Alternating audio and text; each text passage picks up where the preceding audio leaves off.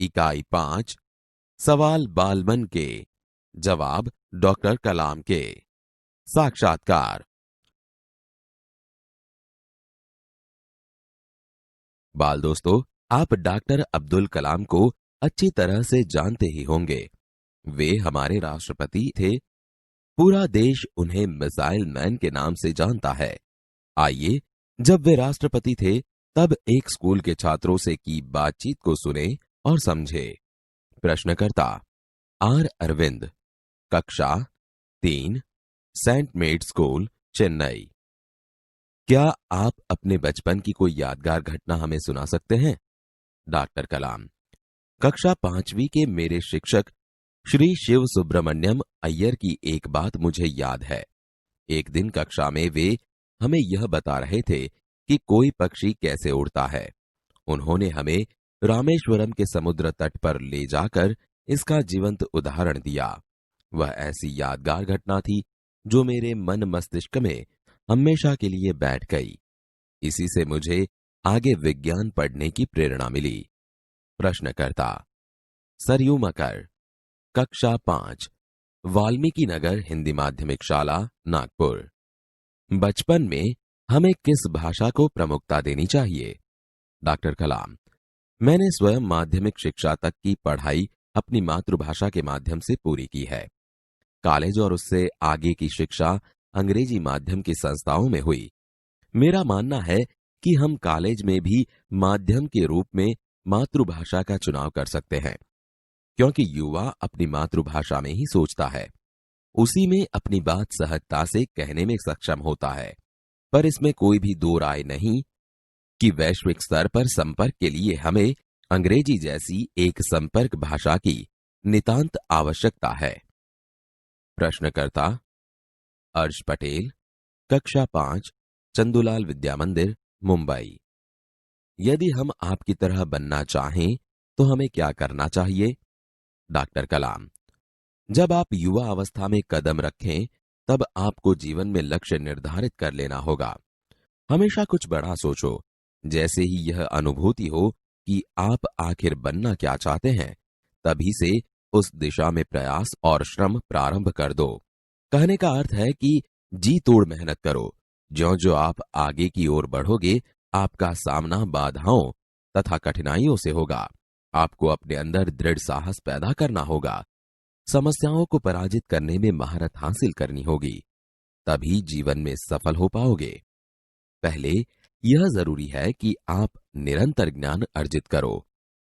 प्रश्नकर्ता चिराग जैन, कक्षा 7, बॉम्बे कैम्ब्रिज, अंधेरी, पश्चिम, मुंबई। वह कौन सी बड़ी चुनौती है जिसका सामना हमें आज करना पड़ रहा है? डॉक्टर कलाम, भारत को सन 2020 तक एक विकसित राष्ट्र के रूप में परिवर्तित करना और देश के 1 अरब से अधिक नागरिकों के चेहरों पर मुस्कान देखना, यही राष्ट्र के समक्ष सबसे बड़ी चुनौती है। प्रश्नकर्ता हर्ष चांडाक, कक्षा 7, डॉक्टर एस राधाकृष्णन विद्यालय, मलाड, मुंबई। आपकी दृष्टि में साहस की परिभाषा क्या है? डॉक्टर कलाम, अपने जान की परवाह किए बिना दूसरों को संकट या आपदा से बचाना ही साहस है। प्रश्नकर्ता तरुण पटेल, कक्षा 8, स्वामीनारायण इंडिपेंडेंट स्कूल, लंदन। हम प्रवासी भारतीय मातृभूमि के प्रति गर्व की भावना कैसे विकसित करें? डॉक्टर कलाम, भारतीय मूल का कोई भी व्यक्ति एक बृहद भारतीय परिवार का अंग है और उसे हमारे देश की सांस्कृतिक विरासत पर गर्व है। सौभाग्य से आप लोग ऐसी स्थिति में हैं कि अपनी मातृभूमि से अच्छी तरह से जुड़े हुए हैं और यही आपके लिए गौरव की बात है। प्रश्नकर्ता सत्यम, कक्षा 10, जिला स्कूल, मुंगेर। जो भी बच्चे आपसे मिलते हैं वे कहते हैं कि एक प्रसिद्ध वैज्ञानिक, इंजीनियर, डॉक्टर आदि बनना चाहते हैं, पर किसान, मजदूर और कलाकार भी किसी राष्ट्र के लिए उतने ही महत्वपूर्ण हैं। हम ऐसे ही परिवारों से आते हैं। हमारे लिए आपका क्या संदेश है? डॉक्टर कलाम, किसान, मजदूर, कलाकार और दस्तकार, ये सभी हमारे राष्ट्र के अभिन्न अंग हैं। राष्ट्र निर्माण में हमें उन सभी की सेवाओं की समान रूप से दरकार है। आप सभी को चाहिए कि अपने अपने क्षेत्रों में खूब उन्नति करें। प्रश्नकर्ता रोहित चतुर्वेदी, कक्षा 11, इस्लामिया इंटर कॉलेज, इटावा। आप कहते हैं कि भारत 2020 तक विकसित राष्ट्र बन जाएगा, पर निरंतर बढ़ती जनसंख्या और बेरोजगारी इसे संभव होने देगी? डॉक्टर कलाम, विकास स्वयं जनसंख्या वृद्धि को रोकने की अचूक औषधि है। इसमें जनशिक्षा, विशेषकर स्त्री शिक्षा की बात भी सम्मिलित है। इससे छोटा परिवार सुखी परिवार की मान्यता को बल मिलता है। भारत 2020 का मिशन यहां के युवाओं को रोजगार के पर्याप्त अवसर सुलभ कराएगा। ग्रामीण क्षेत्रों में बड़ी संख्या में उद्योग धंधे स्थापित किए जाएंगे, जिससे उन क्षेत्रों में रोजगार के प्रचुर अवसर पैदा होंगे। प्रश्नकर्ता हर्ष मेहता, कक्षा 12, तेजस हाई स्कूल, बड़ौदा। आपको ऐसा क्यों लगता है कि 2020 तक भारत विकसित राष्ट्र बन जाएगा? डॉक्टर कलाम, भारत की जनसंख्या 1 अरब से अधिक है। इसमें 54 करोड़ लोग 25 वर्ष से कम आयु के हैं। ये हमारी राष्ट्रीय शक्ति है। भारत को 2020 तक विकसित राष्ट्र में परिवर्तित करने के लिए हमारे पास प्रचुर प्राकृतिक संसाधनों के साथ ही सुनियोजित खाका भी उपलब्ध है। 54 करोड़ युवाओं के विचारों की एकता निश्चय ही इसे विकसित राष्ट्र में परिवर्तित करने में सफल होगी। प्रश्नकर्ता एस कार्तिक, कक्षा 12, अमर ज्योति इंग्लिश स्कूल, बंगलुरु। कई छात्रों के बड़े बड़े लक्ष्य होते हैं, पर आर्थिक तथा अन्य समस्याओं के कारण वे इन्हें प्राप्त नहीं कर पाते। वे अपना लक्ष्य आखिर कैसे प्राप्त करें? डॉक्टर कलाम, स्कूल में पढ़ाई में अच्छा प्रदर्शन करने पर छात्रवृत्ति प्राप्त होगी। साथ ही उच्च शिक्षा के लिए बैंकों से ऋण लेने हेतु पात्रता भी बनेगी। जीवन में ऊंचा लक्ष्य निर्धारित करने पर बाधाएं तो आती ही हैं। हमें कठोर परिश्रम और उत्कृष्ट कार्यों से इन्हें पराजित करना होगा। विघ्न बाधाओं से व्यक्ति को पराजित नहीं होना चाहिए। प्रश्नकर्ता मिथुन के, द्वितीय वर्ष, बी लेवल, AICT, अमृतापुरी।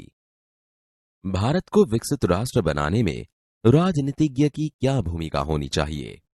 डॉक्टर कलाम, जिम्मेदार राजनीतिज्ञ दूरदर्शितापूर्ण नीतियां बनाता है। महात्मा गांधी ने निष्ठा के राजनीतिक सिद्धांत को सत्य, अहिंसा तथा निस्वार्थ भावना में ढालते हुए ब्रिटिश शासकों के विरुद्ध अपनी लड़ाई छेड़ी थी। वर्तमान राजनीतिज्ञों को अपने कठिन परिश्रम, उत्कृष्टता और पारदर्शी कार्यों से मार्गदर्शन देना होगा। साथ ही गरीबी रेखा से नीचे रह रहे लगभग 26 करोड़ भारतीयों के उत्थान के लिए भी कार्य करना होगा। प्रश्नकर्ता सी नंदिता सुबी, तृतीय वर्ष, MJR इंस्टीट्यूट, चेन्नई। रक्षा की दृष्टि से विजन 2020 का लक्ष्य पाने में महिलाओं की क्या भूमिका हो सकती है? डॉक्टर कलाम, विजन 2020 में रक्षा अनुप्रयोग के क्षेत्र की महत्वपूर्ण प्रौद्योगिकियों के विकास पर विचार किया गया है। राष्ट्रीय सुरक्षा की बात भी विजन 2020 का एक अभिन्न अंग है। सशस्त्र सेनाओं में नियुक्ति के लिए पुरुष और महिला के आधार पर कोई भेदभाव नहीं किया जाता। तीनों सेनाओं में पर्याप्त महिला अधिकारी नियुक्त हैं। राष्ट्रीय रक्षा क्षमताओं में वृद्धि के लिए महिलाएं उच्च स्तरीय सामरिक सेना बहुगुणक उपकरणों पर कार्य करके भी अपना सहयोग दे सकती हैं। प्रश्नकर्ता जोधपुर दौरे पर डॉक्टर कलाम से एक बच्चे द्वारा पूछा गया प्रश्न, क्या हम अति विशिष्ट व्यक्तियों के दौरे पर हो रहे अनावश्यक खर्चे कम नहीं कर सकते? डॉक्टर कलाम, तुमने इस मंच पर एक बड़ी कुर्सी देखी होगी। वह कुर्सी अब यहां पर नहीं है। ठीक ऐसे ही अनुत्पादक चीजों पर हो रहे अनावश्यक खर्च भविष्य में नहीं होंगे।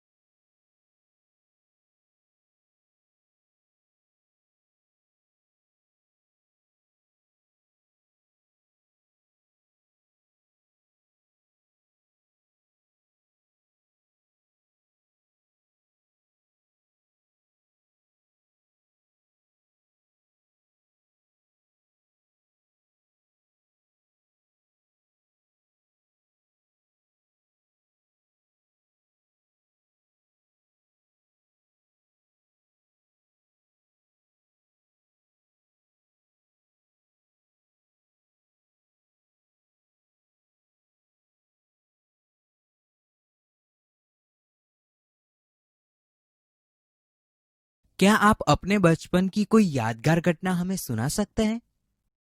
कक्षा 5वीं के मेरे शिक्षक श्री शिव सुब्रमण्यम अय्यर की एक बात मुझे याद है।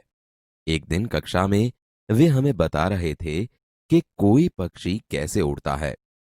उन्होंने हमें रामेश्वरम के समुद्र तट पर ले जाकर इसका जीवंत उदाहरण दिया। वह ऐसी यादगार घटना थी जो मेरे मन मस्तिष्क में हमेशा के लिए बैठ गई। इसी से मुझे आगे विज्ञान पढ़ने की प्रेरणा मिली। बचपन में हमें किस भाषा को प्रमुखता देनी चाहिए? मैंने स्वयं माध्यमिक शिक्षा तक की पढ़ाई अपनी मातृभाषा के माध्यम से पूरी की है। कॉलेज और उससे आगे की शिक्षा अंग्रेजी माध्यम की संस्थाओं में हुई।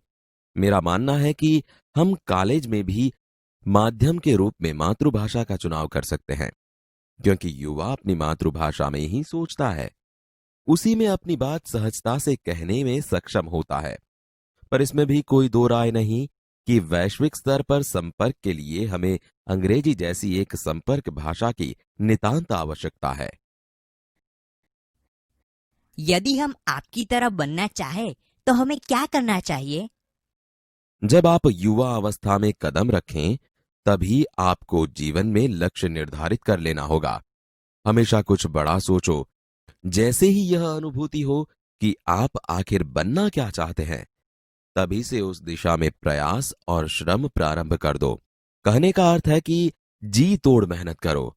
ज्यों-ज्यों आप आगे की ओर बढ़ोगे, आपका सामना बाधाओं तथा कठिनाइयों से होगा। आपको अपने अंदर दृढ़ साहस पैदा करना होगा। समस्याओं को पराजित करने में महारत हासिल करनी होगी। तभी जीवन में सफल हो पाओगे। पहले ये जरूरी है कि आप निरंतर ज्ञान अर्जित करो। वह कौन सी बड़ी चुनौती है जिसका सामना हमें आज करना पड़ रहा है? भारत को सन 2020 तक एक विकसित राष्ट्र के रूप में परिवर्तित करना और देश के 1 अरब से अधिक नागरिकों के चेहरों पर मुस्कान देखना, यही राष्ट्र के समक्ष सबसे बड़ी चुनौती है। आपकी दृष्टि में साहस की परिभाषा क्या है?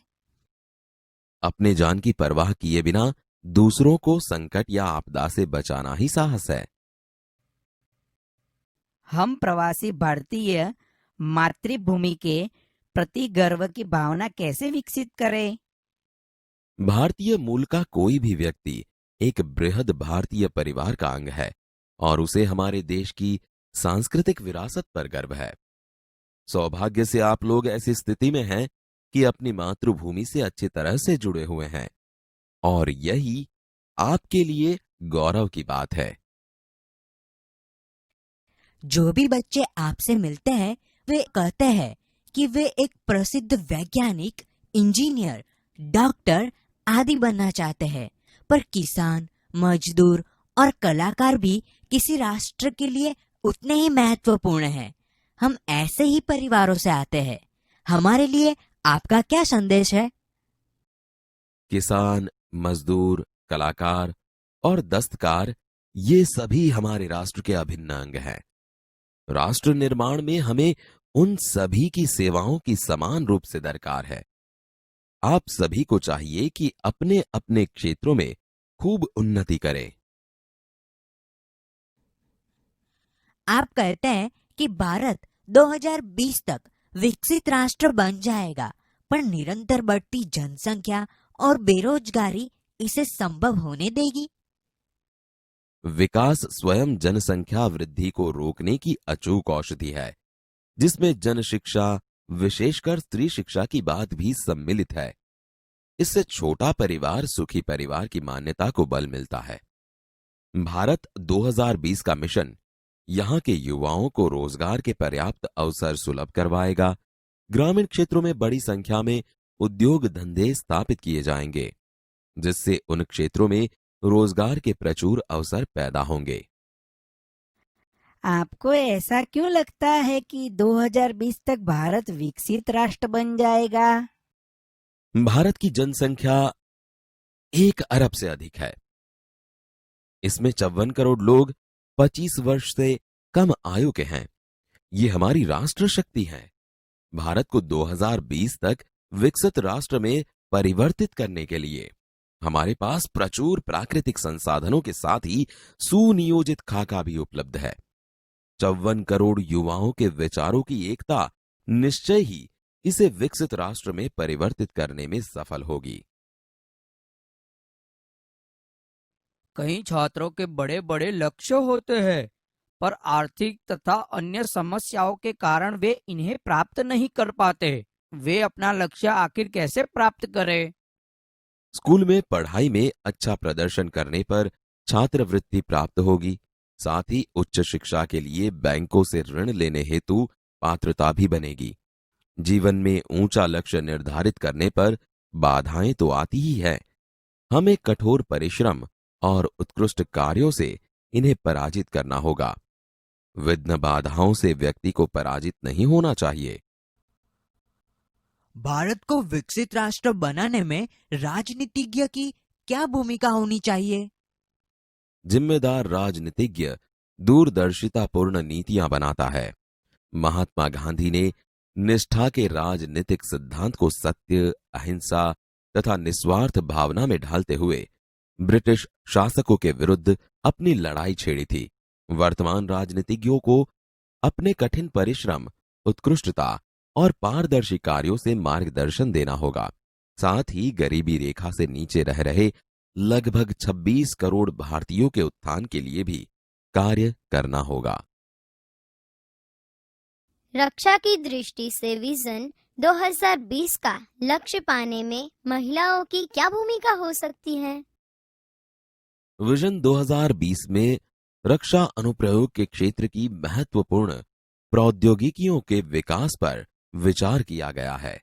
राष्ट्रीय सुरक्षा की बात भी विजन 2020 का एक अभिन्न अंग है।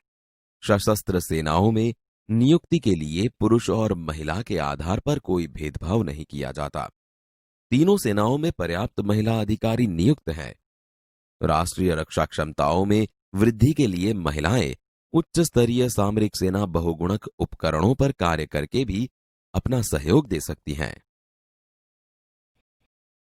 क्या हम अति विशिष्ट व्यक्तियों के दौरे पर हो रहे अनावश्यक खर्चे कम नहीं कर सकते? तुमने इस मंच पर एक बड़ी सी कुर्सी देखी होगी। वह कुर्सी अब यहां पर नहीं है।